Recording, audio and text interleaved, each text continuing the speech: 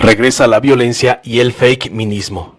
Intentamos alcanzar una zona de seguridad, donde todos los que integramos esta sociedad tan variada y con distintas necesidades nos sintamos libres y a la vez protegidos por las instituciones que estamos construyendo y saneando permanentemente, después de la salida de los políticos conservadores de la Administración Pública Federal. La violencia fue una de las características distintivas del periodo neoliberal. La inseguridad generalizada es una consecuencia de esta falta de responsabilidad por parte del Estado. Incluso dentro del sistema educativo mexicano, la violencia ganó terreno en lo que corresponde a la formación personal de niños y adolescentes. Las materias que corresponden al ámbito de las humanidades, como el civismo, la historia, la filosofía y la ética, fueron marginadas en los programas de estudio. Al niño se le formaba intencionalmente para ser parte de la gran maquinaria productiva del país, ya fuera como simple obrero o director de una empresa de renombre. Se le enseñaba que la competencia despiadada era la llave para abrir las puertas de la riqueza y el respeto que podían alcanzarse. ¿Qué tipo de sociedad fuimos destruyendo, no construyendo, desde hace 36 años? Una donde la ley del más fuerte se convirtió en ley única. Los violentos estaban por todas partes y dominaban la escena nacional con su visión destructiva. Teníamos a los violentos naturales, integrando los distintos grupos de la delincuencia organizada, pero también estaban los violentos pertenecientes a la estructura de gobierno. Había hasta secretarios de seguridad pública que participaban con los delincuentes comunes en actividades criminales. Y no sería aventurado decir que hubo algún presidente del país incorporado a esas bandas del crimen. Aquí nos acordamos de Felipe Calderón. La violencia de cuello blanco, que no se detenía ante regla alguna para alcanzar beneficios económicos, es otra de las caras de la violencia generalizada que padecimos. Empresarios y funcionarios públicos de todo nivel se corrompían entre sí y corrompían todo reglamento y toda ley. Los niños en las escuelas dejaban los juegos infantiles propios de su edad para adentrarse en el mundo hostil que veían como parte natural de la vida diaria en sus casas y en las calles. México se fue convirtiendo de poco a poco en tierra de nadie, un lugar donde resultaba difícil vivir a la gente de paz, cada día más agredida y lastimada. La muerte, la desesperación, la tortura, la trata, el feminicidio y el homicidio de todo tipo fueron noticias permanentes en los medios de comunicación mexicanos. Nada pudo detener el alarmante incremento en este tipo de delitos. Con la llegada al poder del gobierno de la Cuarta Transformación, se dio por sentado que esta espiral de crecimiento del delito disminuiría en forma visible desde el primer momento. Al menos un sector de la sociedad así lo supuso. Pero esta suposición, carente de bases y sin fundamento alguno, demostró pronto que el problema al que se enfrentaba la nueva autoridad era mucho más complejo de lo que se suponía.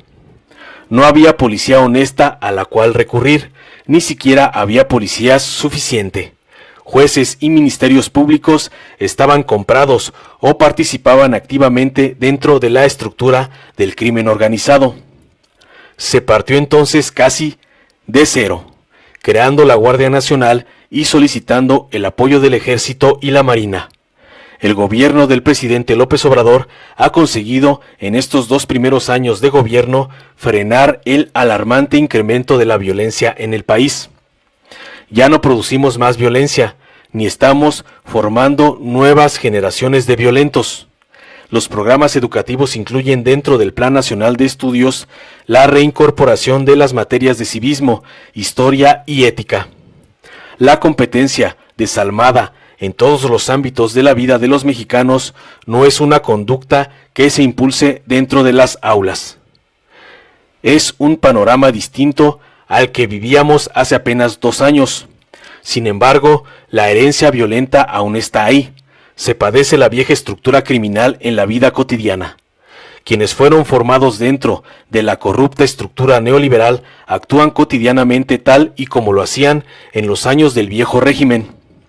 Es por esto que vemos que delitos tan sensibles para todos, tales como el feminicidio, la trata de personas y la violencia hacia menores, siguen mostrando números preocupantes en varias ciudades del país.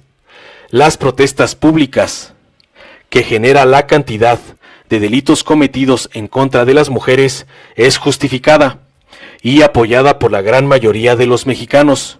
Protestar y exigir respuestas al problema es un derecho y la forma adecuada para conseguir soluciones reales en defensa de la vida y la seguridad de este sector social. La lucha por la vida y la seguridad de la mujer es algo que interesa a la sociedad en su conjunto. Pero sucede algo preocupante en este momento con esa lucha en tierras mexicanas. De alguna manera se ha contaminado con la misma violencia que denuncia y rechaza. Las manifestaciones feministas se han caracterizado en los últimos tiempos por la presencia de agrupaciones extremistas que siembran destrucción a su paso. Existe la falsa premisa de que quien ha sido agredido y lastimado por la violencia recibida tiene el derecho a agredir y destruir dentro del espacio de su demanda de justicia. Justificada es, por tanto, la agresión a todo lo que se encuentre al paso, dentro de una manifestación que solicita que pare la violencia hacia las mujeres. El dolor personal de algunas manifestaciones, provocado por la pérdida de un ser querido o por los daños físicos y mentales sufridos, abren un espacio especial, donde la violencia desatada es permisible. Y pueden hacerlo sin problema alguno. Nadie les va a limitar su libertad. Este gobierno no es represor. Pero algunos nos preguntamos, ¿esa es la vía para lograr que pare la violencia en el país? ¿Pueden ser considerados este tipo de actos como una aportación social en contra de la violencia? ¿Se logra algo positivo cuando se opta por la destrucción irreflexiva? Ese tipo de ejemplo frenará a los violentos que agredieron originalmente a quienes hoy siguen un patrón destructivo no muy alejado del de sus agresores.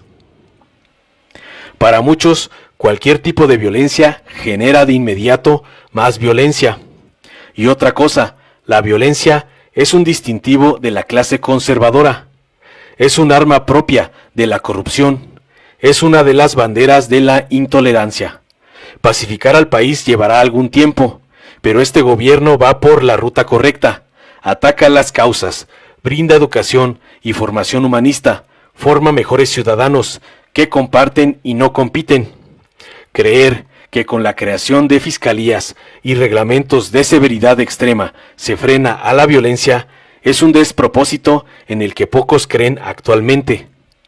Por eso, en este momento, a los sectores extremistas que dicen luchar por la seguridad para toda mujer, se les califica en redes sociales como fake ministas. Son agrupaciones infiltradas por la derecha política nacional, sectores que entienden bien de destrucción y poco saben de construir en unidad, dentro de espacios de paz. No tienen futuro dentro de una sociedad que está cansada de manifestaciones destructivas a lo largo y ancho del país. Millones de mexicanos deseamos paz y tranquilidad, y sabemos que eso se construye con respeto, educación y buen juicio. Nunca con más violencia. Informó Mr. Politicón, nos vemos el próximo video. Si te gustó, dale like, compártelo, suscríbete y activa la campanita para recibir las notificaciones de nuestro canal.